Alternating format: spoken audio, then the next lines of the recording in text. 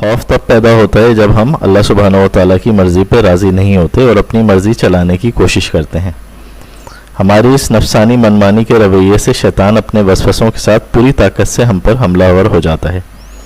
پھر ہمیں دماغی طور پہ گھن چکر بنا کے ان سوالوں میں پھنسا دیتا ہے، جیسے اب کیا ہوگا، کیسے ہوگا، میں کیا کروں، میں تو گیا، وغیرہ وغیرہ۔ یہ وسوسے انسان کو ڈپریشن کا مریض اور بیمار کر دیتے ہیں۔ وجہ صرف یہ تھی کہ ہم نے رب کی رضا و تقدیر کے خلاف اپنی مرضی اور نفس کی پیروی کی۔ یہاں انسان کو اس کی کوشش اور مرضی کا بیان ہے، جہاں اس کی کوشش رب سبحانہ و تعالیٰ کے احکامات کی خلاف ورزی میں ہو، اور اس سلسلے میں قناعت اختیار کرنے سے انسان مطمئن اور پرسکون رہتا ہے۔ حضرت محمد بن علی ترمذی رحمۃ اللہ علیہ فرماتے ہیں، ہر وہ شخص جس کے پاس مال نہ ہو اور اسے مال کی رغبت و ضرورت ہو، لیکن یہ رغبت اس حد تک نہ پہنچی ہو کہ مال کے حصول کے لیے ناجائز یا پریشان